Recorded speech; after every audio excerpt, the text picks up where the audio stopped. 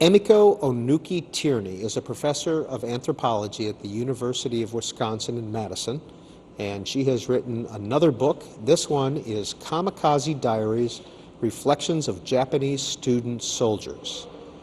Professor, where did the term kamikaze come from?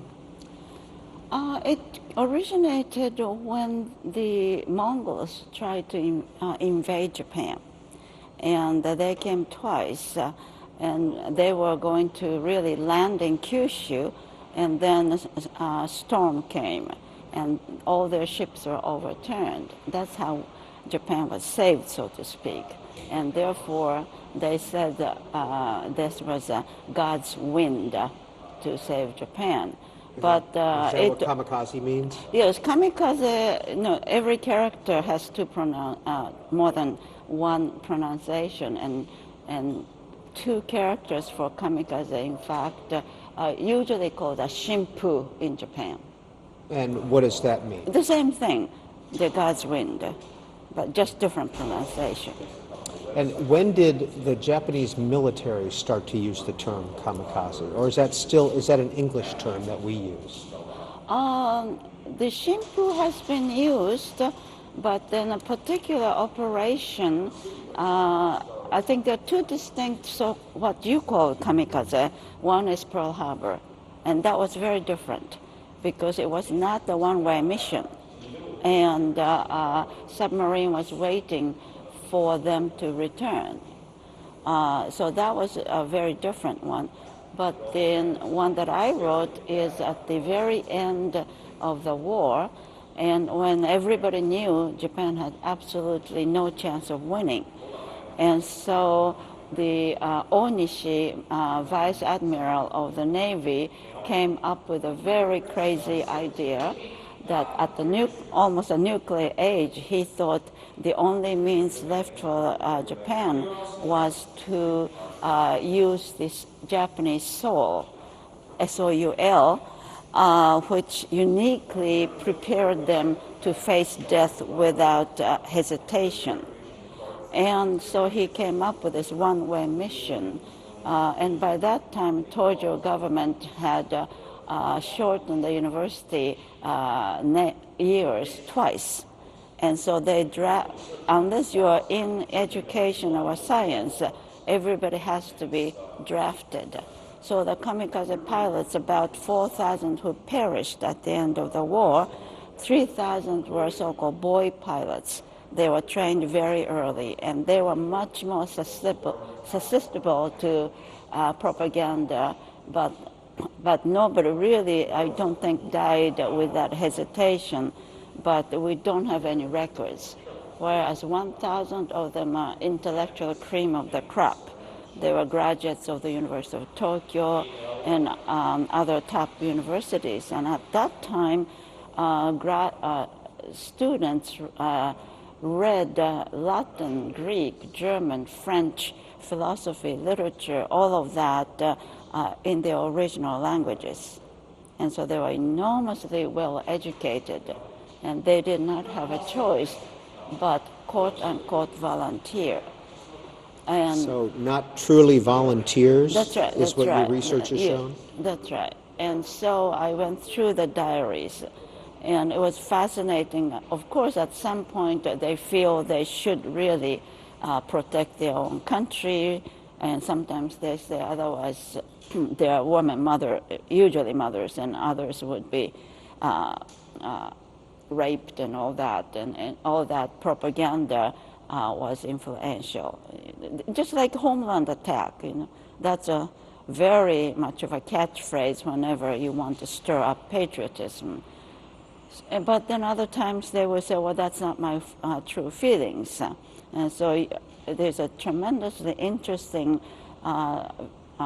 processes where there's ambivalence and vacillations and all of that, but none really died for the emperor, neither did they die willingly. How were they trained, and how were they chosen? Well, in the first place, they were drafted. They didn't have any choice. And then there was an enormous, Japanese military was notorious for their corporal punishment. And so I don't know why they did that before their death, but they were the tremendous corporal punishment if one of the members of the Corps would misbehave. And then one day they were summoned in a hallway and was told that sometimes those who do not want to volunteer or who want to volunteer step ahead. And by that time they became comrades on the base through this corporate punishment and all of that. So it was very difficult for them to say that I am going to save my life, you guys go. So many of them volunteered unwillingly, and if they didn't, they would have been sent to Saipan and all southern front where their death would be guaranteed anyway. So it really was the point of no return. Where did you find their diaries? Well, the diaries were first published by their father, brother, privately, because they felt that their death was meaningless, but then they did not want them to just be forgotten. So when I started to contact them, I was afraid that they may not even give me the permission. But in fact, they became enormously grateful that I'm introducing to the international readership. What myths do we have about kamikaze pilots that you dispel in your new book? I think there's a tremendous myth that at 9/11, they started to say that the kamikaze pilots were the model for the jihads. And it was very difficult for Americans when in 1944, Leyte was attacked, and they was very scared for people who really